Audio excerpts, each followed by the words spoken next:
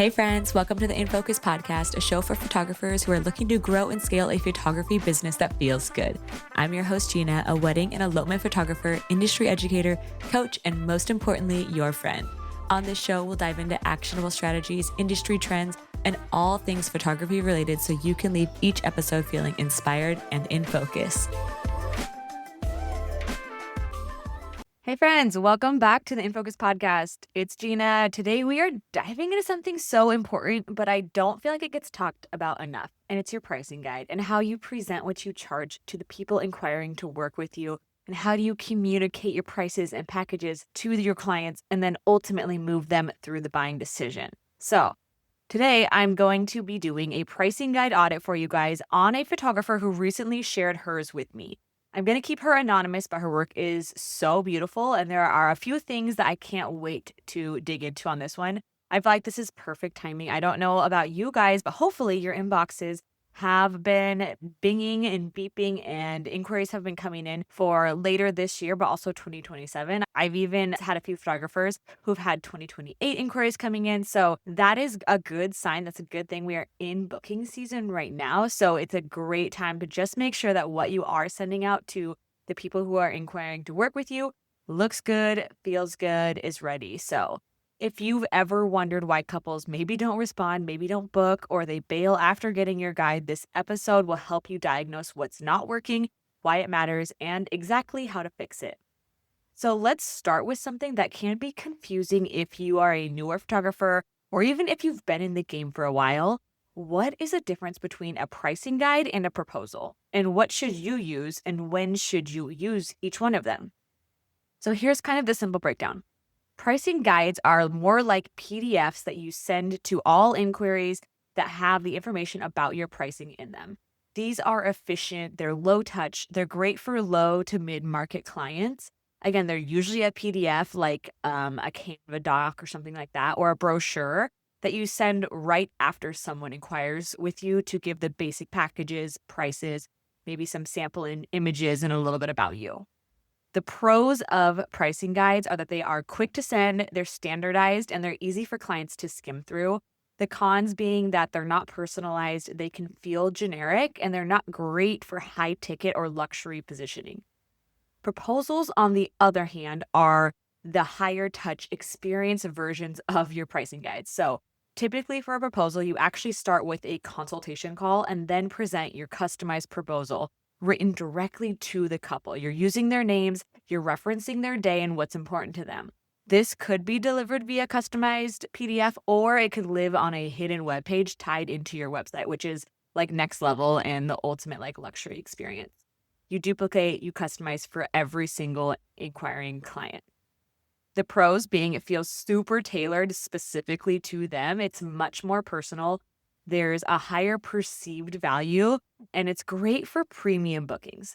The cons being that it takes more time per client. It requires that first initial call before sending, so it's not quite as efficient, but hopefully you're booking bigger packages with this like high touch luxury experience. So if someone is just browsing, a pricing guide is totally fine. It's efficient, it's functional, it gets your information out there.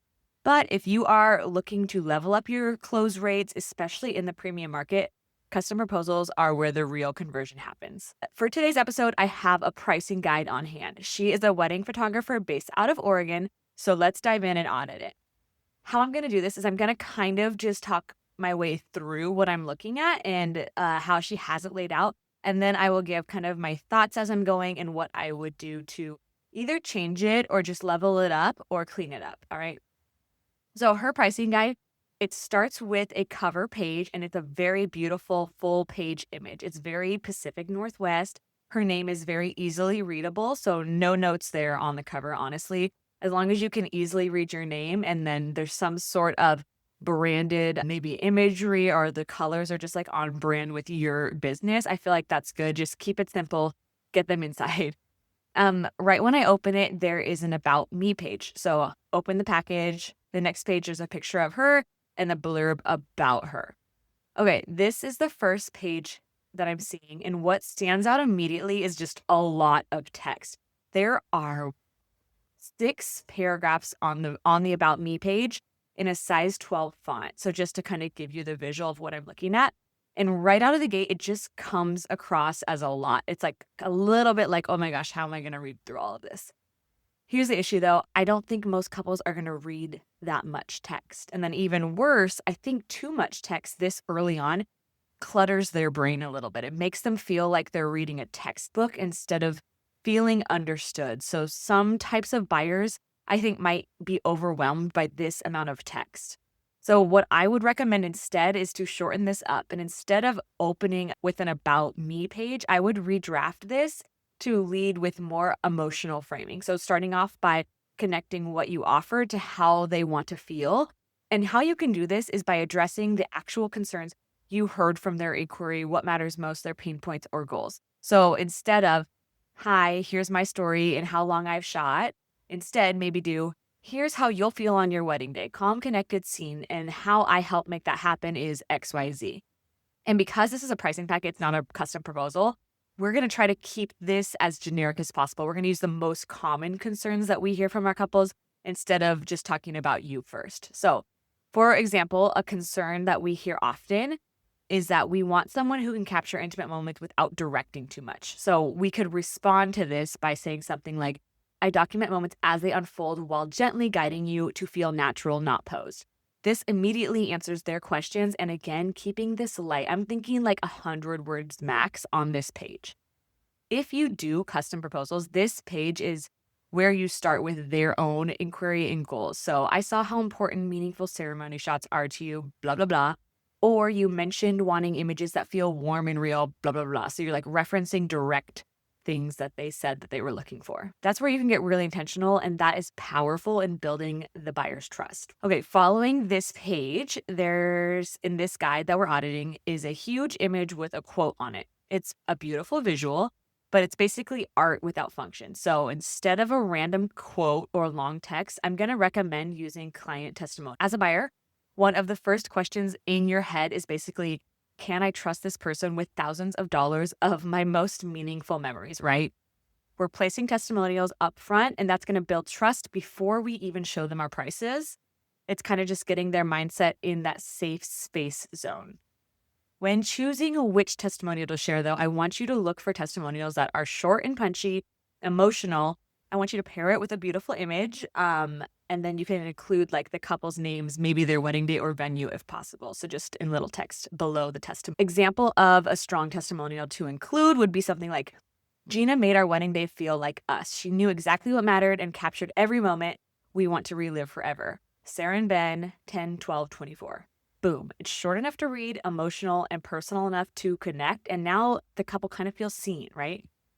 Okay, so we've added a testimonial page after that first opening page inside of this pricing guide. The next page in this guide is an investment kind of page, like about investment. So it opens up with a huge brick of text again. Some of the words that immediately standing out to me are weddings are expensive. They already know this, but we don't need to tell them this. And quote, I want you to only pay for what you truly need, and end quote. At the top of the page, I should say, does say investment. So like, kind of this page is talking about money in some sort. And there's just like a lot of text. While I think the intent here is good, I think you're trying to connect emotionally to the buyers. The effect is actually doing the exact opposite. So it feels like you're already apologizing for your prices and opening the door for negotiation on them. So that's not exactly what we want to do. Also, I feel like sometimes the word investment is a loaded kind of word and it carries a negative connotation. So for many buyers, that word is associated with risk, cost, expensive, fear of spending money, and that's not the emotional space that we want them to live in when we're selling. So I would just remove that word altogether. Instead, I don't think we actually need this page at all. We don't need a page explaining why our prices are the way they are and what they are about to see. So instead, if you want to just include some pretty photos here or just go right into your collections page with some clean visuals, I feel like that's the move for you. All right, so we're going to turn the page and we actually go right into the pricing here. So the current page says pricing at the top, and then there's 3 big titles that are the titles of the packages, and then the packages are listed below them. So Current packages titles are titled by hour. So it's package 1 is titled 6 hour, package 2 is titled 8 hour, and package 3 is titled 10 hours. I would recommend changing the titles to more descriptive names. This anchors the buyers beyond just the hours that they are seeing for the coverage of their day. So even if the titles are something simple like full day or base or something more cutesy like foundation, signature, or legacy, or whatever you want to call them, it can be something on brand, but changing the shift from packages like the titles from 6 hour to something that just is a little bit more of a descriptive name. My general recommendation for packages is that we want your top tier to be the most robust. So it should include everything that they dream of. The middle tier is the just right package. It's exactly what they need. And then the bottom tier is just under what they really want. It's just like the bare minimums that you would need to capture their day, right? This is classic psychology pricing strategy that leads them from the bottom to the middle tier bookings because we want the clients to think, oh, I see what I'm missing if I don't upgrade. So the first things here, we're going to update your package titles.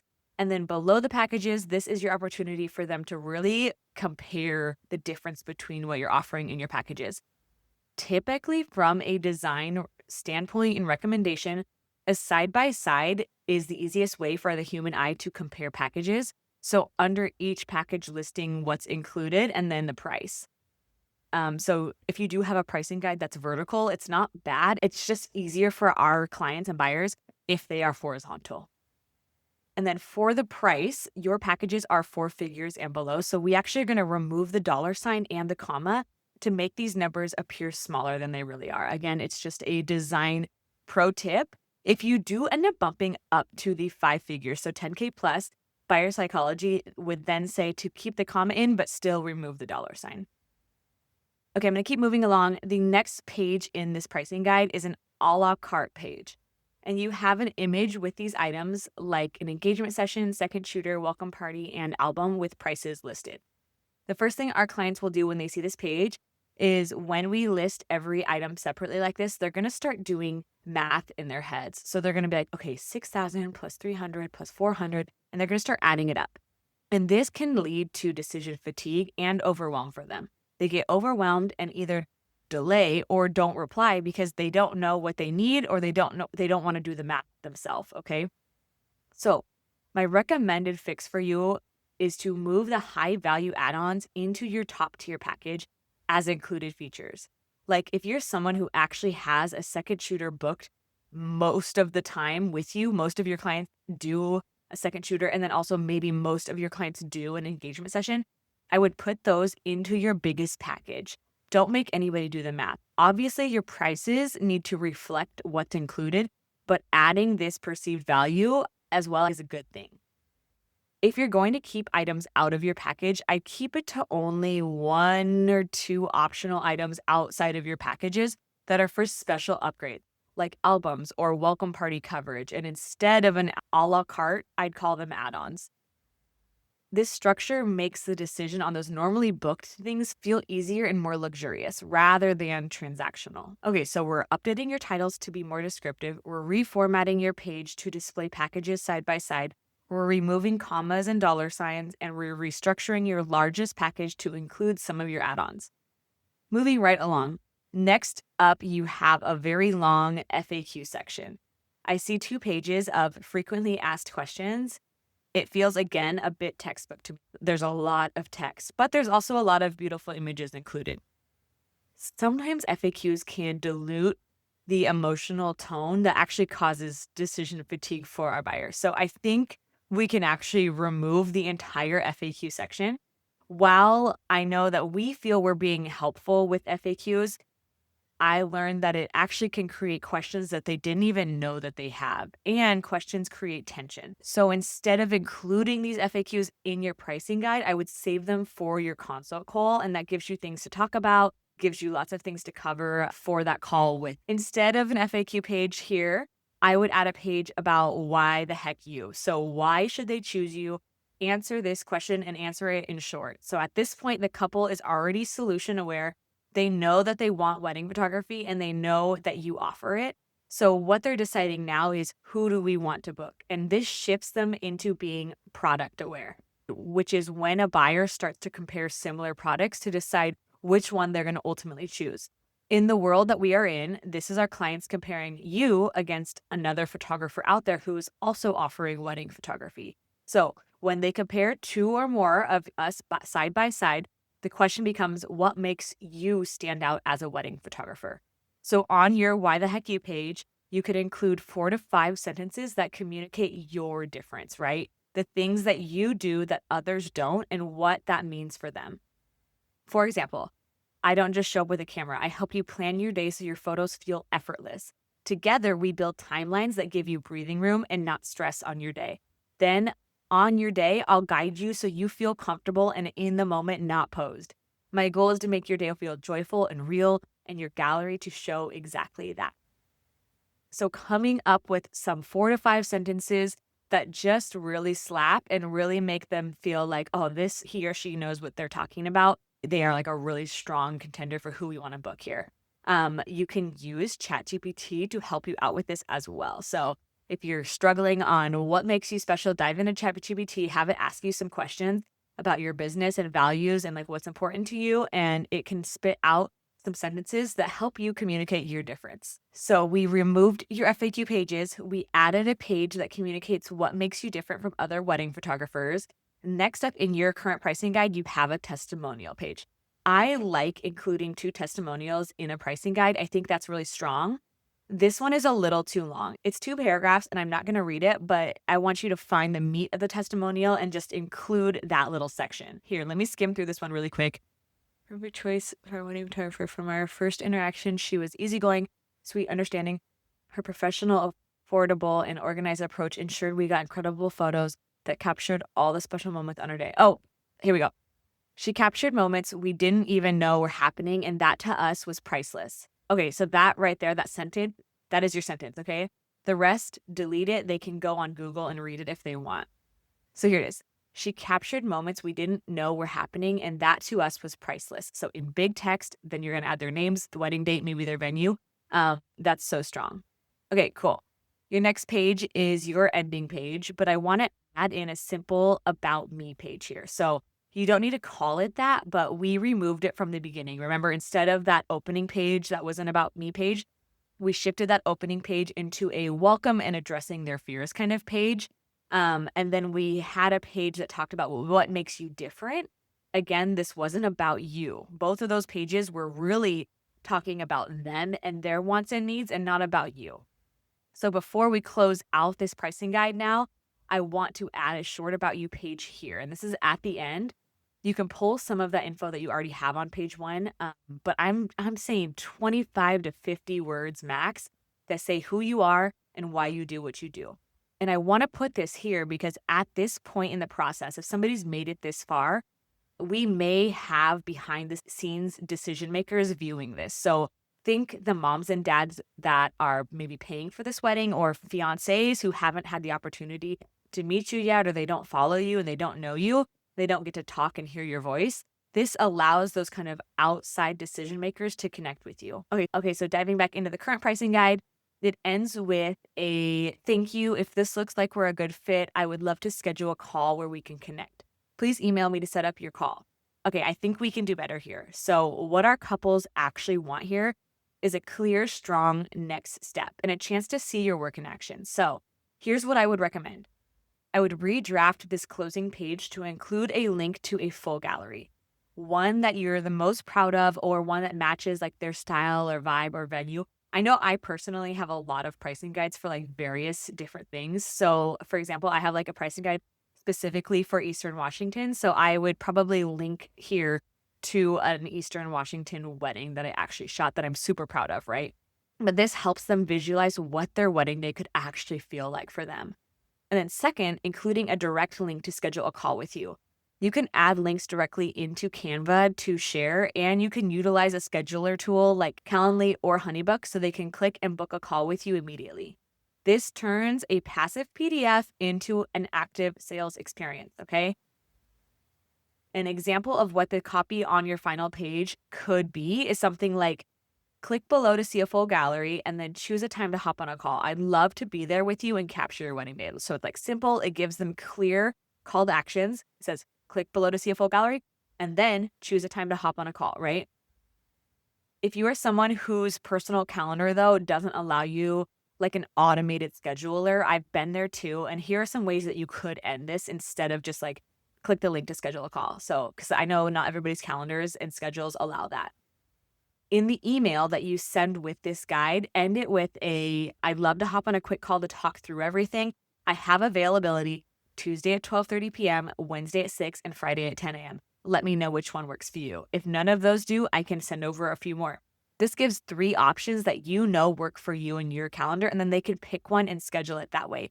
It eliminates that delay of that back and forth. So like let me know what your calendar looks like, or let me know what kind of days work for you. Like, here's 3 options, just pick one. It makes it easier for everybody. Okay, recently I booked a designer and I kind of actually really enjoyed the experience, like how she did it, and it was a little bit different. So I will talk about what that was like. And this could be another option if you're somebody that like your calendar just doesn't allow that scheduling an immediate call.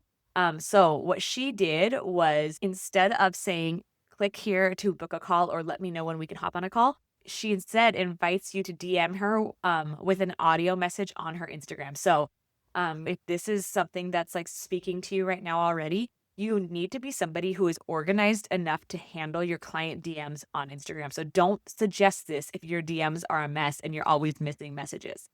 You could also move this over to something like Voxer or something totally separate. But I loved it because I could immediately do it. There was zero hesitation. There was no commitment. I was already following her on Instagram, obviously. So there was a link to her Instagram or, whatever. I was already following her. So I just opened my Instagram, went to her page, and I sent her a message. And it was a voice message. And she got back to me via voice message as soon as she could. It was actually very quick. And then we were able to just connect at our own conveniences that way. Because it was a voice message, I also felt like I was still connecting with her like as a person. I personally just like really enjoyed it from a buyer's perspective. And maybe that's not for everybody. Maybe that just goes to show like what kind of buyer I am. But I thought that it was an interesting and different way to just kind of get clients booked that I'd never experienced before. And I got to experience it from the buyer standpoint. So I just thought it was super interesting. Could be a great option for people who don't have that like set schedule availability. Click a link, blah, blah, blah. It allows you to just like get back to them down and dirty, get it done, get it booked. And I do kind of feel the next generation of couples like wants that. They want the speed, they want the quickness. They're cool with like the imperfection and scrappiness a little bit. So something to think about. For me in my business, I do block off 2 evenings a week for calls of all kinds. And I have a hidden link that I send. It's created through Honeybook Calendar for them to book a call with me. Okay, before we wrap up, let's talk about design, because listen, you could have the best packages, the dreamiest photos, and the most thoughtful copy in the world, but if your pricing guide looked like a clunky PDF from 2012, you're gonna lose people. So this doesn't mean you need to hire a designer or spend weeks rebranding. Please do not do that. But you do need to think intentionally about how your pricing guide feels when someone opens it. And if you don't know how it feels, send it to me. I'm happy to tell you. Or show it to like a trusted friend or your partner and let them tell you. But here are some simple, effective design basics to help you level it up. First up, color. Stick to 2 to 3 brand colors, max, no more than that. And make sure they contrast well with your text. So no pale yellow fonts on white backgrounds. Choose one main color, one neutral color like black or beige, and an accent color. Use them consistently. Headlines, buttons, background blocks. I personally think a dark background with light text can be hard to read for most pages. An accent page, maybe, sure, like at the testimonial page that doesn't have a ton of text and the text is a little bit bigger, it can work. But generally for important pages like your pricing page, keep it super easy on the eyes with a lighter background, darker text. Avoid rainbow chaos, neon tones, using 6 different colors because you think it's fun. That's not fun, that's confusing. Second, fonts. You get 2 fonts, 2, no more than that. One for headlines, one for body copy. Choose clean, legible fonts that look good across devices. So no curly scripts for paragraphs, no Comic Sans ever. I have seen a third-party scripty font included a few times as accent words, and I think it can be good if it fits into your branding. but it needs to be a custom font, not like a common script font that you would have like Word doc, right? It needs to be like something very custom. It's an accent, so it's not your actual like information that you're providing, and it's very on brand for you. If anybody follows Jenna Kutcher, she did this for a long time, and I was always really inspired by it. If you want to elevate the feel, pair a classic serif font for headers, like something like Playfair Display, with a modern sans serif for bodies, so something like Open Sans. That combo feels timeless and it's easy to read. Okay, number 3, layout and flow. Each page should feel light and easy to skim. So I'm talking lots of white space, use clear sections, headlines, bolded subheaders to break things up, making sure that there's space between the headers to breathe. Ask yourself, if I was speed scrolling through this, would I get the point of this page in 5 seconds? Do not fill the page with wall-to-wall info. Let things on the page breathe. White space is luxury energy. Next, we are creating what's called visual hierarchy, okay? So you want a clear path for the eye to follow. Start with a big headline and then small subheadline and then body text that's no smaller than 12. Use bullet points where possible, emphasize key takeaways, and don't let your most important information get lost in a big paragraph. When it comes to photos, use your strongest, most emotionally compelling images. Don't just throw in pretty photos. Choose ones that show emotion, connection, and joy if that's your brand. People want to see themselves in your work. So if you are super clear on who your buyer type is, that is something to consider here as well. For example, certain buyers will connect most with seeing people's faces/emotions instead of their backs or detail shots. Other buyers place extreme emphasis and importance on the details or the brands that are seen in the photos. And that's something that you can speak to if that's your dream. Also include diversity. Couples of different races, body types, love stories make people feel seen. Design don't. Don't copy somebody else's guide layout just because it's trendy, because that's not going to help you stand out. Don't use Canva templates without customizing the heck out of them. Don't rely on text to tell your story. Visuals matter. And then don't put everything on one page. Oh, and don't make it hard to find your pricing or contact info. That was kind of a lot, but I just had to get that off my chest. At the end of the day, your pricing guide should feel like an extension of your brand. It should visually communicate trust, clarity, and connection without needing paragraphs to explain everything. Think of it like the first 5 minutes of a first date. The vibe actually matters. The way the guide feels tells them what it's like to work with you. It's like a first impression, so give it the attention it deserves and make it easy for them to say yes. Okay, that was it. Final thoughts and takeaways for you guys today. If you guys take anything away from this today, I want it to be this. Our clients don't buy features. They buy confidence, they buy ease, they buy trust, and they buy emotion. Your pricing guide should feel like a welcome extension of your personality and your process, not a giant block of text that they have to interpret. Whether you craft a lean pricing guide or you step into custom proposals, the goal is the same. Make it easy for your couples to say yes to you. If this episode helped you rethink your pricing guide, save it, share it, tag me on Instagram at Gina.Paulson. I would die to see your 2026 pricing guide glow up. So feel free to send me screenshots if you are one of those people that just like needs an outside opinion. I'm always available. Just shoot me an email, shoot me a DM, whatever. Until next time, I want you to keep showing up, keep refining, keep capturing weddings in the way that only you can do. Keep smiling, and I'll see you next time.